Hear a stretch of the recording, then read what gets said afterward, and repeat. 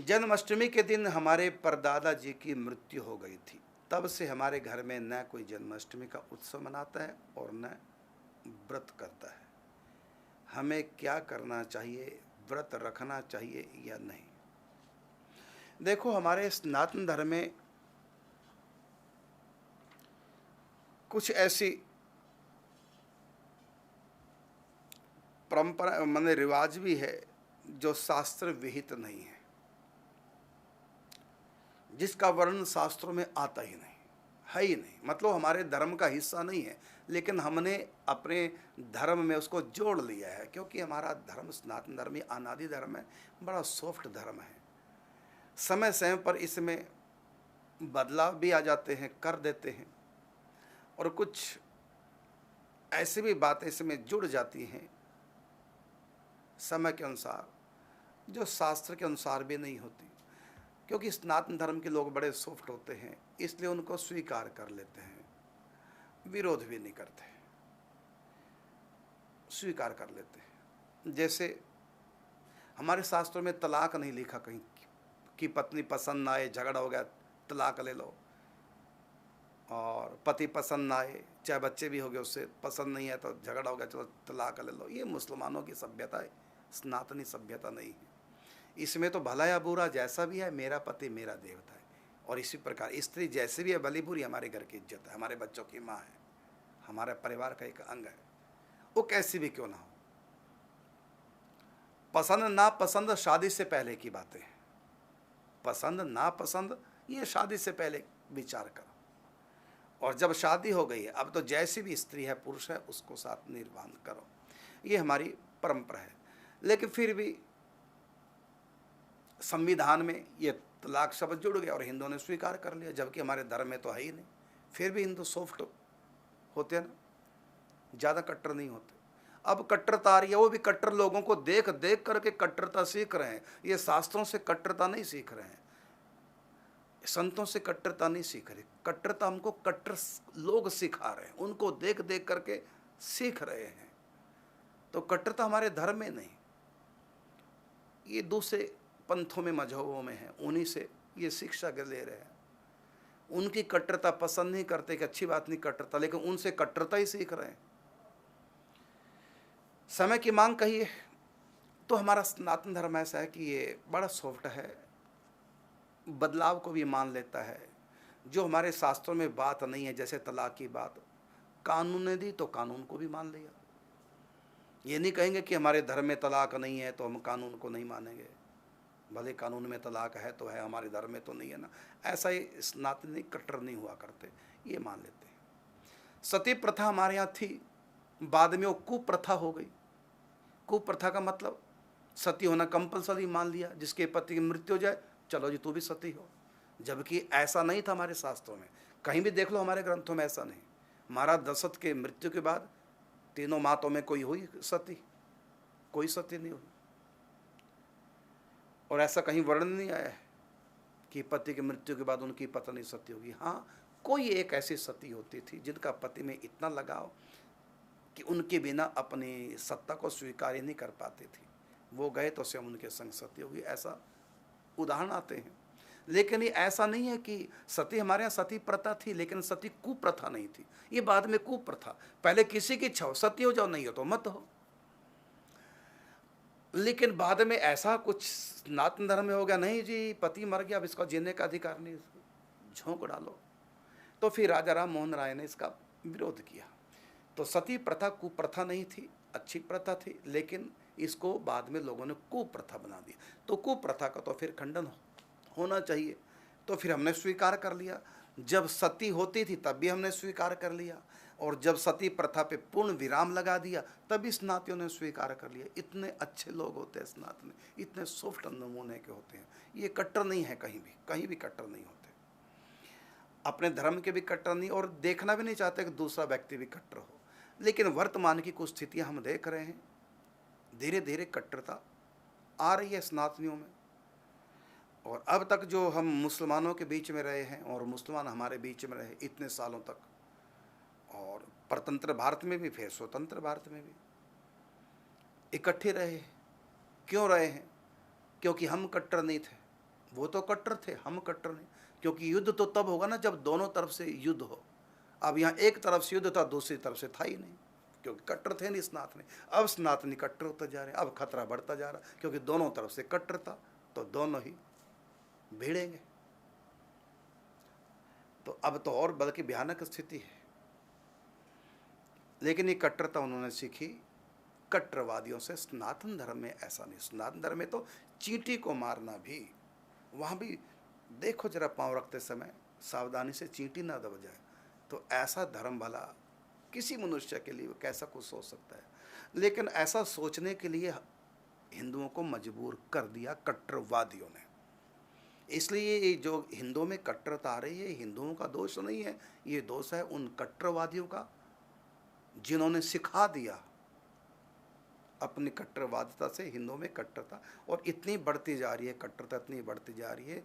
और जब एक कट्टरता बराबर हो जाएगी जैसे दूसरे लोगों में कट्टरता है, अब हिंदू धर्म को लेकर ऐसे जितने हिंदू धर्म में भी उतनी कट्टरता आ जाएगी जितने दूसरों के धर्म में हमारे धर्म के प्रति कट्टरता, जितने बराबर हो जाएगा तब क्या होगा, घबरा जाओगे सुन करके, वो होगा फिर अच्छी चीज़ नहीं।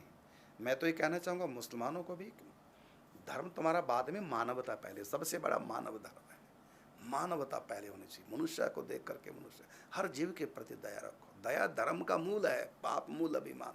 तुलसी दया ना छोड़िए जब लग घट में प्राण। तो धर्म का मूल तो धर्म दया है, दया ही नहीं है। दया बिन संत कसाई, तो दया नहीं तो तब कसाई है। हमारे यहाँ तो दया है, लेकिन अब ये भी दया को छोड़ रहे हैं कि हम कब तक दया करें। एक ही तरफ से दया होती रहेगी, दूसरी तरफ से कसाई वाला काम होता जाएगा। इसलिए लोग बदल रहे हैं। और अब तो वर्तमान की स्थिति तो और भयानक आ गई। हिंदू हिंदू परस्पर लड़ रहे हैं, जाति के नाम से लड़ नहीं रहे हैं, लड़ाया जा रहा है। हिंदू में जितने चारों वर्ण हैं ये तो करोड़ों सालों से एक साथ रहे हैं, आज भी एक साथ हैं। और राम जी ने भी लीला की है, भिलने के झूठे बेर खा के निषाद राज को गले लगा करके सिद्ध किया है कि कोई छुआछूत हमारे समाज में नहीं, राम राज्य में सब एक दूसरे को गले लगाए। लेकिन राजनीति स्वार्थ पूरा करने के लिए ये बड़ी गंदी राजनीति आ गई है। किस प्रकार से हिंदुओं को कमजोर किया जाए, कैसे इनको बांटा जाए जातियों में। हमारे यहाँ जाति बांटने के लिए नहीं होती, जाति एक व्यवस्था है। और जाति कहाँ नहीं है, हर चीज़ में जाति होती है। लकड़ी देखो अलग अलग जाति की, वृक्षों देखो अलग अलग जाति, गायों में देखो कितनी जातियाँ, कोई जर्सी, कोई ओस्टन, कोई देसी, तो कोई गिरी नस्ल, तो कोई साहिवाल नस्ल। भैंसों में कितनी जातियाँ, कोई हुर्रा नस्ल। बीजों में एक गेहूं का बीज लो, उसमें कितनी तरह की जातियाँ। गन्ना लो, गन्ने की फसल, उसमें कितने गन्ने की जाति हैं, अलग अलग उनके नंबर हैं। कपड़ा खरीदो, कपड़े में कितनी जाति है। अब ये खादी का कपड़ा है, इसकी खादी कास्ट है ना। तो कपड़े में कितनी जाति हैं। कोई भी चीज़ लो, ये मोबाइल रखा है, इस मोबाइल की कितनी जाति हैं, अलग अलग कंपनियों के नाम है। मिठाइयों की अलग अलग जाति है, चीनी की अलग अलग जाति है, गुड़ शक्कर की अलग अलग जाति है, हर खाने पे तेल की अलग अलग जाति है, सिर में लगाते तेल अलग अलग जाति के हैं। दवाइयाँ लो, खुजली की दवाइयाँ सारी अलग अलग जाति की दवाइयाँ, अलग अलग सबके काम है ना। तो ये तो सदा से हमको सब चाहिए, हमें हर जाति चाहिए, सब चाहिए हमें, सब मिलजुल के रहें। हमारे शरीर के अंग है, कोई भी एक अंग दूसरे अंग का काम ही नहीं करता। हाथ हाथ का काम करेंगे, आँखें आँखों का काम करेंगी, देखने का, कान सुनने का काम करेंगे, जीभ खाने का बोलने का काम करेंगे, नासिका सूंघने का काम करेंगे, पाँव चलने का काम करेंगे, लंग्स हमारे भीतर के अंग हैं वो सांस लेते हैं, लीवर अपना काम कर रहा है, हार्ट अपना काम, सबके काम बंटे हैं शरीर के। लेकिन हैं तो सब हमें एक ही है ना, का अलग कोई भेद थोड़ी है। कामों में भेद है, स्वभाव में भेद है, कर्मों में भेद है, लेकिन वास्तव में है तो हम एक ही। तो एक नूर से सब जग उपजो। तभी तो भगवान ने कृष्ण ने कहा गीता में, यो माम सर्वत्र, यो माम पश्यति सर्वत्र, सब जगह मुझको देखो। सब श्री कृष्ण है। निज प्रभु मैं देखहि जगत, कहीं सन करहूं विरोध। किसको हम छोटा कहें, किसका विरोध करें, सब तो श्री कृष्ण है। सबके भीतर तो वही बैठा है। हम सबका एक ही मालिक है, हम सबको एक ही ने पैदा किया, दो नहीं है पैदा करने वाला, सबको एक ही ने पैदा किया। निज प्रभु मैं देख, यह है सनातन धर्म। अद्वेष्टा सर्वभूता नाम, किसी से द्वेष ना करो, यह है सनातन धर्म। सब एक है, प्रेम से रहो, मिल के रहो। देखो हमारे यहाँ मीराबाई ने किसको गुरु बनाया? रविदास जी को। किसने विरोध नहीं किया? उनके, वो तो राज खानदान की थी, राव दूधा उनके दादा वर्तमान राजा थे उस समय, और उन्होंने रविदास जी को गुरु बनाया। किसने विरोध नहीं किया? गोरा कुमार के कितने शिष्य थे, ऐसा नहीं है विरोध। और चोखा मेला जी थे, महार थे, महाराष्ट्र की जाति है, और जो चतुर्थ वर्ण में आती है।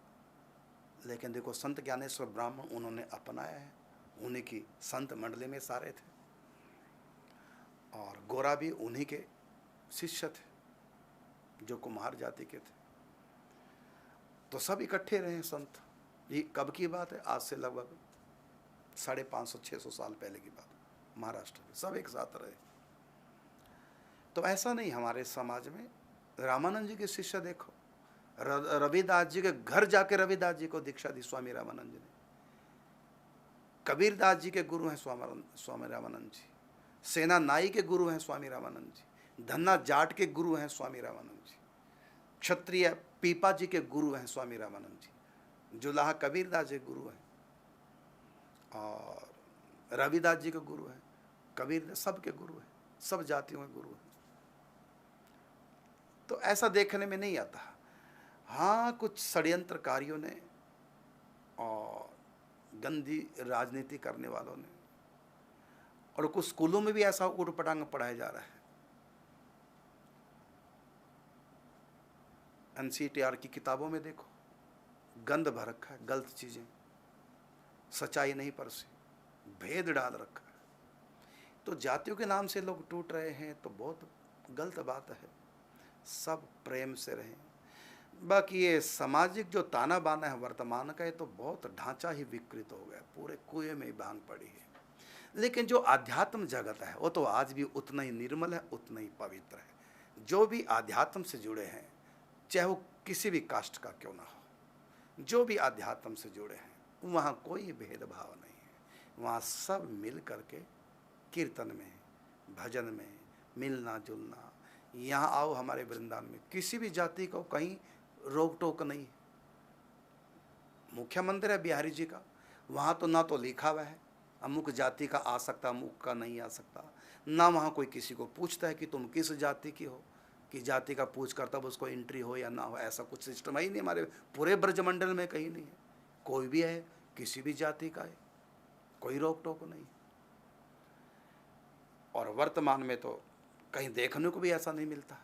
लेकिन फिर भी कुछ एक होते हैं, वो तो सब जगह अभिमानी लोग हैं जो अपने आप को श्रेष्ठ मानते हैं। लोगों की कमी है, धर्म की कमी नहीं है। यदि कोई अपने आप को बड़ा मानकर और किसी को छोटा मानकर उसका तिरस्कार भी कर रहा है, ये उसका व्यक्तिगत बात है, उसका जीवन व्यक्तिगत है, व्यक्तिगत उसका अहंकार उस व्यक्ति को तंग कर रहा है, और किसी दूसरे का अपमान करने के लिए वो अपने आप को बड़ा मानता है, दूसरों को छोटा मानता है। ये व्यक्ति का दोष है, न कि धर्म का। धर्म तो नहीं। हमारा ऐसा कहता है किसी को छूना नहीं। मुझको बता दो कहीं ऐसा लिखा हो तो, है ना, कि चतुर्थ वर्णी को छूना नहीं चाहिए। गीता में लिखा हो, है ना, रामायण में लिखा हो, भागवत जी में ऐसा लिखा हो। हमने तो पढ़ा नहीं भाई, तुमने पढ़ा हो तुमको जरूर बताएंगे कहीं लिखा हो कि ऐसा छूना नहीं। हाँ, लोगों ने बातें अवश्य बना रखी हैं। मैं कहता हूँ गीता जी हमारा मुख्य ग्रंथ है, आपको ये बता दो गीता जी में लिखा हुआ है, ये गलत बात है।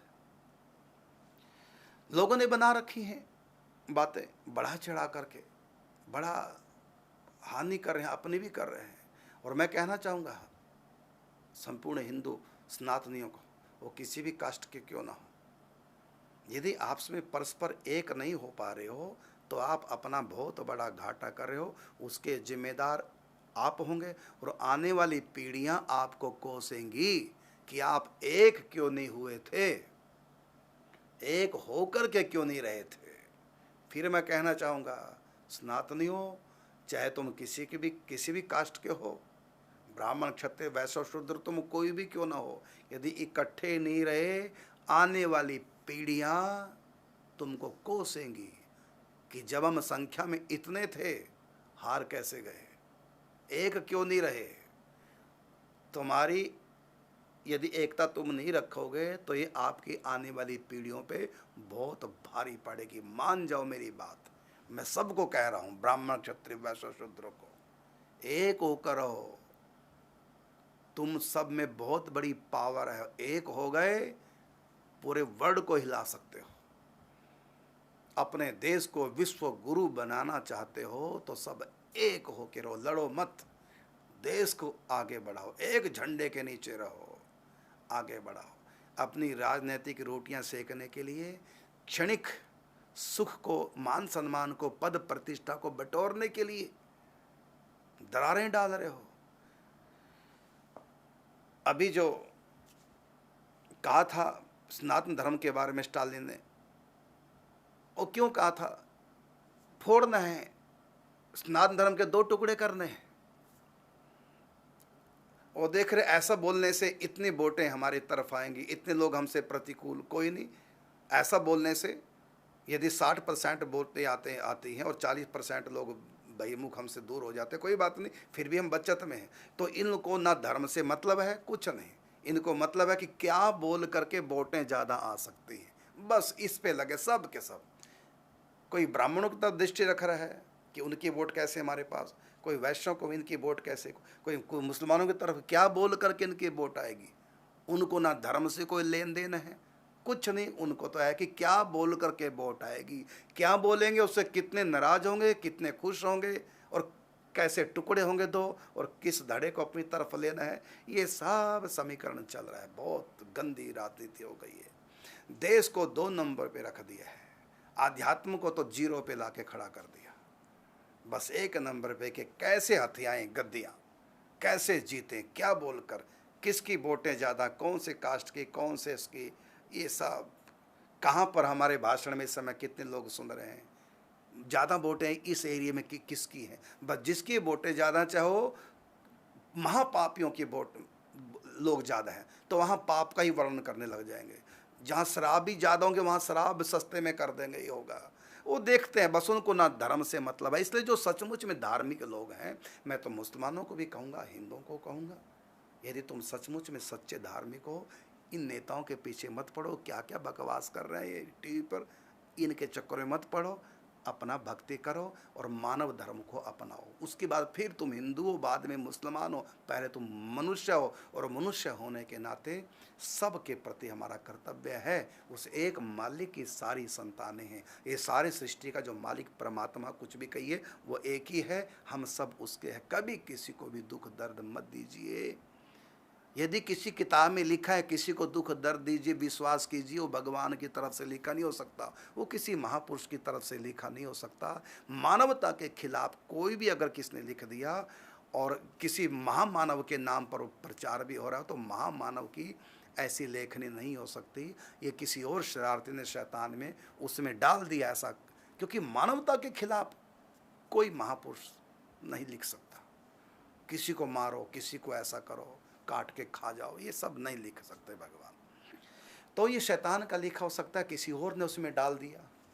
मिश्रण भी तो बहुत हुआ ना कलयुग में, पहले पर ऐसे कहा थे हाथों से ग्रंथ लिखते, अपनी तरफ से कोई कुछ भी लिख देगा। तो इसलिए हम तो कहेंगे मानव धर्म सबसे आगे रखो और सबसे प्रेम करो। सब उसी मालिक की संतानें हैं, ये सारी सृष्टि उसी की है। इतना अच्छा सब कुछ मालिक ने, परमात्मा ने बनाया, क्यों आपस में लड़ रहे हो। सब एक हो, अच्छे बनो, अपने देश को आगे उठाओ। इस जिस देश रूपी नैया में हम बैठे हैं, काहे को उस नैया में वो कर रहे हो, सुराग कर रहे हो। पाकिस्तान देखो भिखारी बन गया, लंका देखो क्या हो गया। क्या इस देश को भी वहीं ले जाना गर्त में चाहते हो। सब एक हो, अच्छे बनो। हाँ, आपने प्रश्न किया था, समय हो गया होगा, अच्छा 2 मिनट है, ठीक। आपने प्रश्न किया था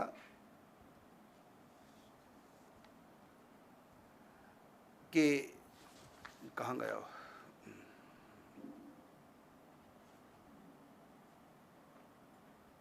चलो जो समय भी हो चुका है तो मैं मुख्य बात जो बात बता रहा था कि हम जाति के नाम से, धर्म के नाम से सब कट्टर ना बने। हम सब मनुष्य हैं, परमात्मा की बनाई हुई हम संतानें हैं। एक दूसरे का ध्यान रखो, एक दूसरे से प्रेम रखो, और कुछ भी बोलने से पहले 1000 बार सोचो हमारे द्वारा किसी को कोई ठेस ना पहुँचे। सब उस मालिक की संतानें हैं। जन्माष्टमी के दिन हमारे परदादा जी की मृत्यु हो गई थी। तब से हमारे घर में ना कोई जन्माष्टमी का उत्सव मनाता है, ना व्रत करता है। हमें क्या करना चाहिए? व्रत रखना चाहिए या नहीं? क्यों जी? यदि कोई रोटी खाते खाते मर जाए तो ज़िंदगी में कभी रोटी नहीं खाएंगे? यदि कोई लंच करते हुए मर गया तो, क्योंकि कई बार खाते खाते अटैक हो जाता है, तो कोई लंच खाते खाते मर गया तो क्या ज़िंदगी में कभी घर में लंच नहीं होगा? यदि कोई बाथरूम में मर गया तो क्या कभी कोई नहाएगा नहीं? या शादी के दिन किसी की मृत्यु होगी, क्या उस परिवार में कभी शादी नहीं होगी किसी जन्म में? ये क्या मतलब जन्माष्टमी को कोई मर गया तो जन्मदिन नहीं मनाना? यही कल बात चली थी। इसी बात पे फिर आगे बढ़ते बढ़ते बात आगे बढ़ गई कि जन्माष्टमी दिन मृत्यु हो गई, अब जन्माष्टमी उत्सव मनाना नहीं। क्यों जी? शादी के दिन यदि मृत्यु हो जाए तो फिर कभी शादी नहीं करोगे? किसी भी खानदान में आपकी किसी की शादी नहीं होगी फिर तो ये क्या मतलब? ये सारा क्रोध त्योहार पे निकाला जाएगा, ये क्या मतलब हुआ? ये कौन से ग्रंथ में लिखा है? हमारे शास्त्र में कहीं है लिखा हुआ? 18 पुराण 4 वेद कहीं लिखा हुआ है कि किसी की मृत्यु हो जाए तो उसके बाद जीवन में कभी वो त्यौहार ना मनाओ? और ये आपका प्रश्न ही मैंने भी देखा, जिस परिवार से मैं आया हूँ वहाँ भी ऐसे होता था। यदि किसी त्यौहार को कोई मर जाए तो वो त्यौहार नहीं मनाते। कब तक नहीं मनाते? जब तक उस दिन घर में बच्चा ना हो जाए, या यदि जानवर घर में है, गाय भैंस, यदि उनमें कोई बच्चा उस दिन ना पैदा हो जाए, तब तक। लेकिन ये सब परंपराएं मन गढ़ंत हैं। ये शास्त्र के द्वारा प्रतिपादित परंपरा नहीं, मन गढ़ंत है। हाँ, इतना तो है कि जिस दिन कोई मरता है तो जब भी वो साल का वही दिन आता है, साल बाद थोड़ा सा शोक होता है, थोड़ा दुख तो होता ही है। लेकिन इसका अर्थ नहीं कि हम त्यौहार नहीं मनाएं। अब शादी, मैंने देखा शादी वाले घर में किसी की मृत्यु हो जाती है और शादी में भी 8 दिन पड़े हैं और 8 दिन पहले मृत्यु हो गई तो शादी नहीं टलती, 8 दिन के बाद शादी हो ही जाती है। तो ऐसा नहीं है। इन बेकार की परंपराओं को तोड़ना चाहिए। कुप्रथाएं हैं, इन कुप्रथाओं के ऊपर कुठाराघात होना ही चाहिए। यदि कोई जन्माष्टमी के दिन वो भी आपके परदादा की मृत्यु होगी 2 पीढ़ी पहले, और आज तक जन्माष्टमी उत्सव नहीं मना रहे हैं, तो ऐसा नहीं है। जन्म अष्टमी उत्सव आप मनाइए, धूमधाम के साथ मनाइए, और आप अपने परिवार को भी कहिए कि बिल्कुल मनाइए। कहीं हमारे ग्रंथों में, शास्त्रों में ऐसा नहीं लिखा है कि जिस दिन किसी की मृत्यु हो जाए त्यौहार के दिन वो त्यौहार मनाना ही बंद कर दो, ऐसा नहीं। अगला प्रश्न लेते हैं कि मैं 6 महीने से आपका सत्संग सुन रही हूँ, आपसे नाम दान लेना है, कृपया मार्गदर्शन करें। बिल्कुल, आप सुन रहे हैं तो नाम जप तो आप कर ही रहे होंगे, क्योंकि हम तो बहुत बार कहते हैं नाम जप करो। आप दीक्षा लेना चाहते हैं, बिल्कुल मिलेगी, लेकिन पहले आप नाम जाप करें नियम पूर्वक। महामंत्र करें, युगल मंत्र करें, जो भी नाम प्रभु का आपको प्रिय लगे वो नाम करें, और उस नाम की माला नियम पूर्वक 2 माला 4 माला 6 माला, जितना आपने नियम लिया उससे कम ना हो, ज़्यादा किसी दिन भी, ज़्यादा कितनी भी हो जाए, लेकिन किसी भी दिन नियम से कम ना हो।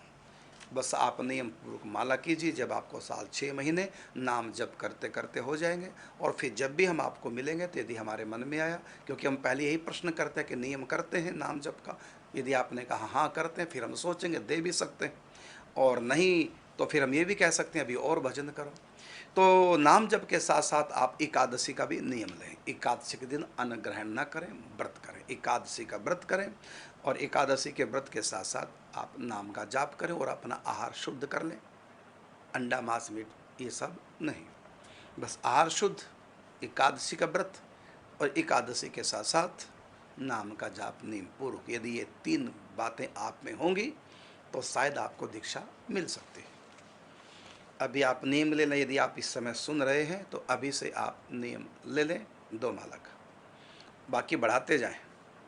अगला प्रश्न है, मैं युगल नाम का जप करता हूँ, परंतु मेरा मन कृष्ण नाम जपने का होता है। कृष्ण जी का रूप चिंतन भी होता है। कृष्ण नाम का जप कर सकता हूँ क्या? क्या सिर्फ कृष्ण नाम जपने से राधा कृष्ण दोनों की कृपा मिल जाएगी, या इसके लिए युगल नाम जपना अनिवार्य है? ये आपकी निष्ठा है। नाम जप करना चाहिए, युगल नाम जप करें। केवल कृष्ण नाम जप न करना चाहें तो केवल कृष्ण नाम भी आप जाप कर सकते हैं, जिसमें आपकी निष्ठा करें। युगल नाम जाप करेंगे तभी राधा कृष्ण की प्राप्ति होगी। अगर राधा कृष्ण की प्राप्ति के लिए आप कृष्ण नाम जप करेंगे तभी राधा कृष्ण की प्राप्ति होगी। यहाँ तक कि राधा कृष्ण की प्राप्ति के लिए आप राम नाम जप करेंगे तब भी राम नाम जपने से राधा कृष्ण की प्राप्ति हो जाएगी।